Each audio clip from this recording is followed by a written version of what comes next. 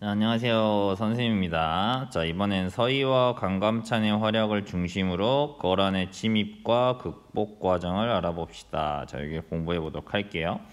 자, 여기서 고려는 굉장히 선생님이 외부의 침입을 많이 받았다고 했죠. 이 중에 하나가 바로 거란의 침입이다.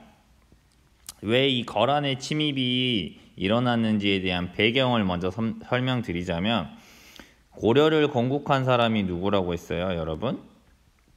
고려를 세운 사람은 바로 태조 왕건이죠. 이 태조 왕건이고요. 또 그다음에 이 고려라는 이름은 뭘 이어받는다는 거였지? 고구려를 이어받겠다. 요런 이유였던 게 기억이 날 거예요. 그래서 태조 왕건은 바로 고구려의 옛 땅을 되찾아야 된다. 바로 이런 것을 이 국가에서 굉장히 중요하게 생각해라, 이런 명령을 내립니다. 그러니까 태조 왕건, 나라를 세운 사람의 명령이니까 고려 사회에서는 굉장히 중요한 것 중에 하나였겠지. 그래서 고구려의 옛 땅을 되찾기 위해서 북쪽으로 진격해라, 바로 이 북진 정책을 굉장히 강조하게 됩니다. 그러면 북쪽으로 공격하기 위해서 굉장히 중요했던 도시는 바로 평양이에요. 고구려의 마지막 수도였던 평양 기억나요?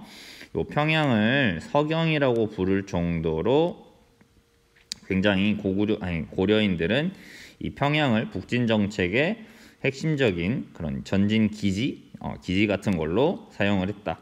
이렇게 생각을 해주시면 되겠어요.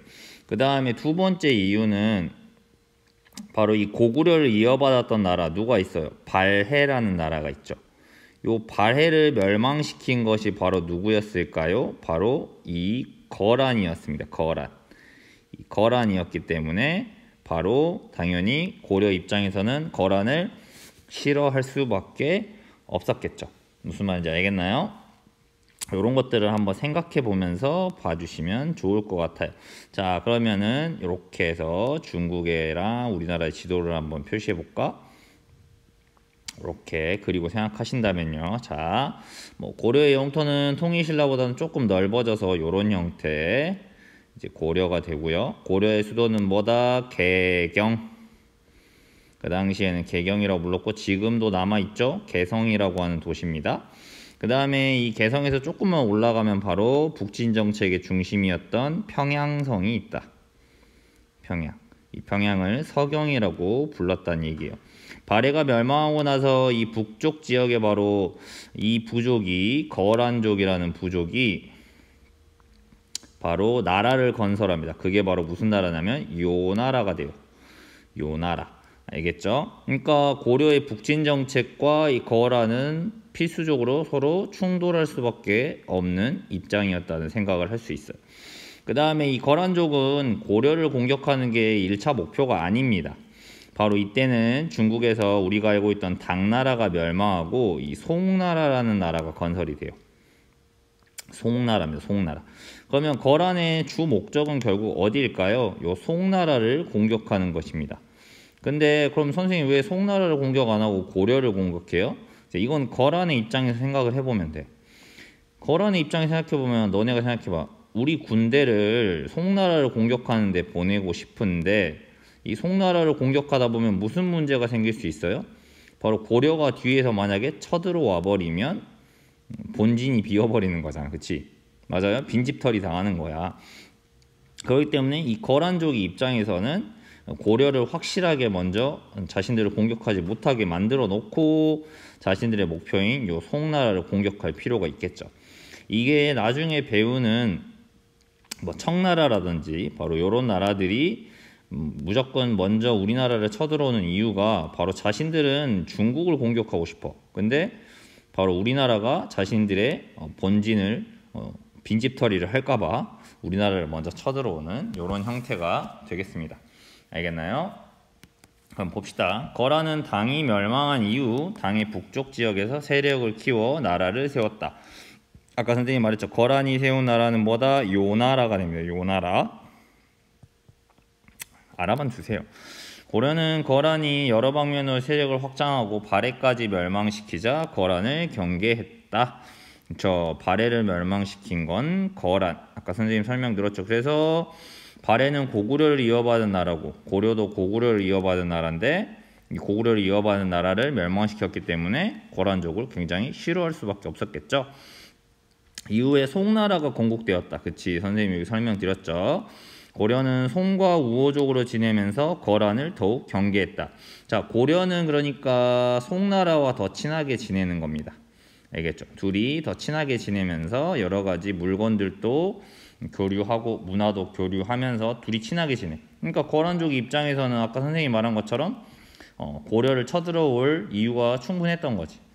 맞아? 왜? 송나라와 고려와 같은 편 동맹을 맺으니까 자신들이 입장에서 봤을 때는 2대1로 싸워야 되는 상황이 되는 거잖아. 그래서 송나라를 공격하기 전에 고려를 먼저 쳐들어가야겠다. 이런 생각을 먼저 하게 되는 것이죠. 그래서 거란족이 드디어 쳐들어오게 됩니다. 거란족이 쳐들어오는 것은 3번에 걸쳐서 쳐들어와요. 자, 거란의 침입은 3가지로 기억하시면 됩니다. 거란의 침입. 거란의 침입은 3번 쳐들어왔으니까 1차, 2차, 그 다음에 3차로 기억해 주시면 돼요. 핵심 인물과 키워드들을 생각해보면 1차 침입은 서희의 외교 담판이 되겠습니다. 자, 외교 담판. 그 다음 이 서희의 외교 담판으로 강동 육주라는 것을 확보하게 된다. 자, 설명드릴 거니까 핵심이니까 한번 적어두세요. 그다음에 2차 침입 또 쳐들어오는 거야. 이 침입 때 활약한 장수가 있으니 교과서에는 없더라고요. 양규라고 하는 장수가 굉장히 활약하게 됩니다. 양규라고 하는 장수의 활약으로 2차 침입을 마찬가지로 물리치게 돼요. 그 다음에 3차 침입은 거란의 침입을 맞서서 고구려가 대승을 거두게 됩니다. 이 대첩을 바로 귀주 대첩이라고 부르고요. 이 귀주 대첩에서 활약한 사람은 바로 강감찬이 됩니다. 강감찬. 이렇게 3가지 핵심을 기억해 놓으시고 공부를 하면 더 잘 이해가 될 수 있어요. 자, 그러니까 1차 침입부터 설명드릴게요. 거란은 고려가 무슨 관계를 끊으려고 결국 송나라와의 관계를 끊겠다. 왜 니네가 송나라랑 친하게 지내면 결국 우리 거란을 공격할 거 아니냐 라는 명분을 세우면서 고려를 쳐들어오게 되는 것이죠. 그러니까 말 그대로 우리가 누구랑 친하게 지내든지 니네가 뭔 상관이야 이렇게 생각할 수 있는 거잖아. 그치? 근데 국제관계라는 것은 누구랑 친하게 지내느냐 이거에 되게 민감하지. 우리도 그렇잖아. 내가 친하던 친구가 있어. 이미 길동이랑 친하게 지냈어. 근데 갑자기 길동이가 다른 애랑 친하게 지내는 것 같다. 그러면은 경계하잖아. 그치? 야, 너 왜 나랑 친하더니 쟤랑 친하게 지내냐 요즘에? 이런 식으로 우리도 좀 생각하잖아. 그러니까 결국 나라들 간의 관계는 친구 관계랑 생각하면 비슷해. 삼각관계가 되는 거죠. 고려가 첫 전투에서 패배하면서 위기감이 높아졌다. 그치? 엄청난 대군을 이끌고 공격을 해왔기 때문입니다. 그래서 서경, 즉 평양에 가 있던 고려의 왕과 신하들은 대응 방안을 논의했다. 그때 활약한 인물이 바로 여기 나오는 누구다? 서희. 서희는 거란과 계속 싸워야 한다고 주장했다. 알겠죠? 자, 그럼 밑에 왕과 신하들의 대화를 한번 보면서 그 당시 분위기를 생각해 볼까요? 임금님은 개경으로 돌아가시고 신하들이 가서 항복해야 합니다. 그 다음 서경 북쪽의 땅을 나눠서 거란에게 줘야 합니다. 항복하자는 의견이죠. 서경에 있는 식량이 적들에게 넘어가지 않도록 버려야 합니다. 그쵸? 네, 이렇게. 자, 왜 이런 대화가 오고 가냐면, 자, 거란에 대해서 좀 더 이해해 볼 필요가 있어요. 자, 이런 거란족이라는 사람들은 주로 뭘로 먹고 살던 사람들이냐면, 자, 중요해요. 역사에 바로 이 사람들이 많이 나옵니다. 이 다음에 거란, 그 다음에 여진, 몽골. 바로 이런 사람들의 특징은 바로 어떻게 먹고 사냐면, 우리처럼 농사에서 먹고 사는 사람들이 아니야. 이런 사람들을 뭐라고 부르냐면 유목민족이라고 이야기를 해. 유목민족이니까 이 사람들은 주로 뭘 기르면서 사냐면 양, 이런 것들을 주로 기르면서 살아. 그럼 양이 주로 먹는 건 뭐야 얘들아? 풀이지. 풀. 맞아? 양은 풀 뜯어먹고 살잖아. 그러니까 이 양이 여기서 풀을 다 먹으면 다른 곳으로 옮겨 다니는 거야. 그래서 이 사람들을 유목민족이라고 이름을 부르는 것이에요. 알겠죠? 그래서 이 사람들은 주로 양을 먹고 양을 키우면서 양이 자라면 잡아먹고 아니면 양을 팔아가지고 식량을 얻고 이런 형태로 살아가는 사람들이야. 그러니까 한 곳에 정착해서 사는 사람들이 아니라는 거죠. 근데 이 유목민족은 엄청 싸움을 잘할 수밖에 없어. 왜냐하면 생각해봐. 양을 기르려면 그 넓은 초원을 뛰어다니면서 양을 돌보지 않잖아. 뭘 타고 다녀야 되겠어, 얘들아? 말을 타고 다니겠지. 말을 굉장히 잘 탈 수 있는 능력이 있는 사람들이 바로 이 유목민족들이야. 무슨 말인지 알겠지? 생각해보세요. 여러분이 달리기 하는 게 빨라요? 말 타고 달리는 게 빨라? 당연히 말 타고 달리는 게 빠르지. 그치? 그러니까 이 유목민족은 굉장히 말을 잘 탄단 말이야. 그러니까 말을 타고 싸우기 때문에 굉장히 이동 속도가 빨라. 그치? 우리는 창 들고 무기 들고 달려다니는데 얘네는 말 타고 달리잖아. 얼마나 속도 차이가 나겠어. 그 다음에 또 하나는 이 당시에 말을 기병이라고 그러죠. 기병. 자, 기병입니다. 기병. 그러니까 기병은 말 타고 저 말 막 수천 마리가 내 앞으로 달려온다고 생각해봐. 사람은 엄청난 공포심을 가질 수밖에 없잖아요. 맞아요? 그렇기 때문에 이 옛날 사회에서는 가장 강력한 군대는 이제 기병이 주로 강력한 군대인 경우가 많았어요. 그러니까 이 유목민족은 굉장히 고려 입장에서는 만만하게 볼 수 없는 상대였던 거지. 무슨 말인지 알겠나요?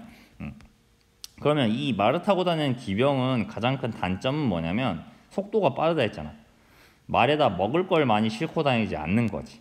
무슨 말인지 알겠지? 그러니까 요 신하가 이런 이야기를 하는 거야. 식량이 적들에게 넘어가지 않도록 버려야 한다. 그치? 즉 유목민족은 뭐가 많이 없다고요? 유목민족은 주로 기병, 말을 타고 다닌다. 식량이 많지 않은 거죠. 그럼 이 유목민족들은 기병을 이용해서 공격을 할 때 식량을 어떻게 확보하는 거야? 그 도시를 점령한 다음에 그 도시를 약탈하는 거지.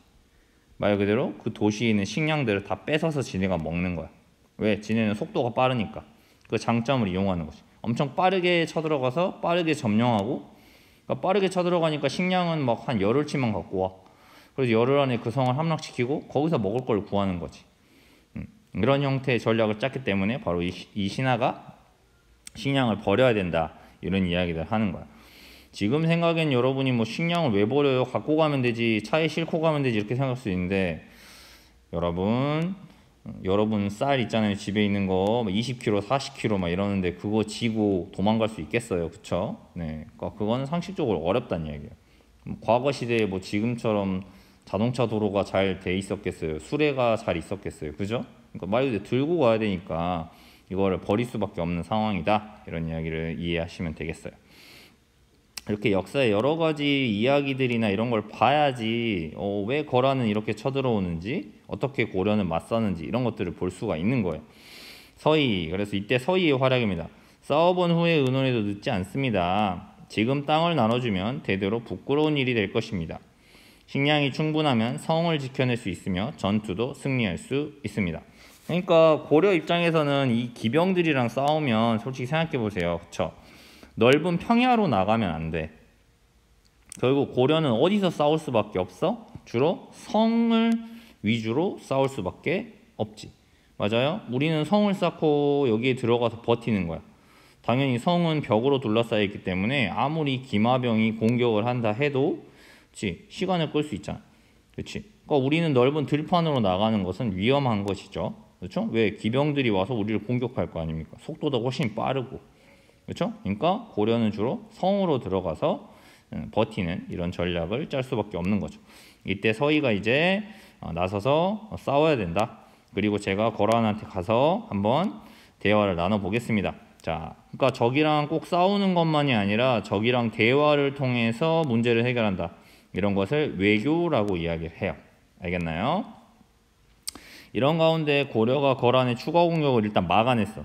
그치? 그러니까 이제 거란 입장에서도 빨리 공격하고 끝낼라 했는데 고려가 생각보다 저항을 하는 거야. 그러면 이제 거란의 장수 소손영은 고려를 위협하면서 시간을 끈다. 얘네도 이제 금방 공격해서 이길 줄 알았는데 고려가 생각보다 강하게 저항을 하니까 고민에 빠지는 거지. 왜 고민에 빠질 수밖에 없냐? 아까 선생님이 봤던 이 지도를 생각해 보세요. 거란이 고려를 쳐들어갔는데 군대를 이끌고 쳐들어갔어. 근데 이 전쟁이 길어지네? 그러면 무슨 문제가 생길 수 있다? 이 송나라가 만약 거란족을 쳐들어오면 문제가 생길 수 있는 거지. 그러니까 이제 거란 입장에서도 고려를 너무 만만하게 본 거야. 전쟁 빨리 끝내고 가려고 그랬는데, 그치? 근데 이제 협상을 해야 되는 거지. 그게 바로 외교가 되는 것이다. 알겠죠? 자, 요런 형태가 많이 벌어지게 돼요. 나중에 몽골도 나오겠지만, 그 다음에 조선시대에 가면 이제 청나라 때 또 이런 비슷한 상황이 벌어져요. 역사는 되풀이 된다. 알겠어요? 자, 그러니까 이제 서희는, 서희가 고려와 송의 관계를 끊기 원하는 거란의 침입 의도를 파악했다. 얘네가 도대체 원하는 게 뭐야? 네가 진짜로 원하는 게 뭐야? 상대방의 요구사항을 들어주면 되잖아요. 그래서 적의 진영으로 가서 소손영이라고 하는 장군과談판을 벌였다. 이걸 우리가 서희의談판이라고 이야기를 합니다. 말 그대로 서로 쌍방이 의논해서 옳고 그름을 판단한다. 이거를談판한다. 이렇게 이야기를 하는 것입니다. 자, 그 결과 고려는 송과의 관계를 끊고 말 그대로 그래, 니네 말이면 난 송과의 관계 끊을게. 그 다음에 거란 니네랑 교류하고 친하게 지낼게. 이걸 약속하고 그 다음 여기서 뭘 얻어낸다? 바로 압록강 동쪽에 강동 6주라는 땅을 차지하게 된다. 이때 소손영을 설득한 서희의 주요 논거는 뭐였겠어요? 바로 고려는 누구를 이어받은 나라다? 고구려를 이어받은 나라다. 그러니까 니네가 불법으로 차지하고 있는 고구려의 영토인 뭘 돌려달라? 강동 6주 돌려줘. 그치? 강동 6주 돌려주면 우리가 이 요구사항 두 가지 들어줄게. 요구사항이 뭐였어요? 송과 친하게 지내지 말라. 그 다음에 너네랑 뭐한다? 교류하겠다. 요 사항 들어줄게. 그러니까 소손영이 강동 6주를 돌려준 것이죠. 알겠나요? 자, 그럼 대화를 볼까요? 소손영, 너희 나라는 신라 땅에서 일어났고 고구려 땅은 우리 소유인데 너네들이 침범해 왔다. 이렇게 주장을 하죠. 우리나라는 고구려의 옛 땅에 있기에 나라 이름을 고려라 했다. 그치? 자, 여기서 알 수 있는 게 뭐예요? 고구려를 이어받은 나라가 바로 고려다. 만일 국경 문제를 논한다면 거란 땅의 일부도 우리 옛 땅, 고구려 땅에 있는데 어찌 우리가 침범했다고 말하는가? 말을 잘해야 돼. 우리가 국경도 접하고 있는데도 왜 바다 건너서 송나라랑만 니네 친하게 지내는 거야? 압록강 안팎 또한 우리 땅인데, 그치? 고구려 땅이다 이 말이지.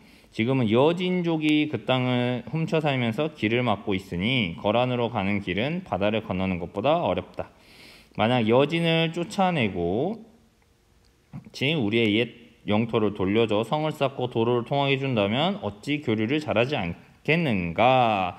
그러니까 요 사이에 있는 이제 여진족의 핑계를 대는 거죠. 그렇죠?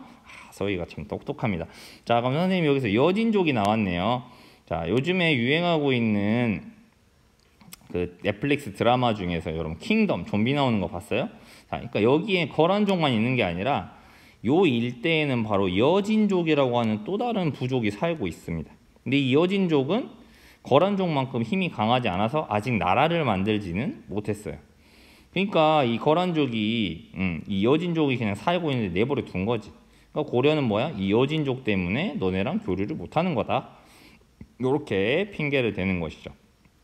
알겠어요? 자, 고려. 그럼 여진족은 마찬가지로 유목민족이야. 이름에서 이미 알 수 있지. 족자가 붙잖아요.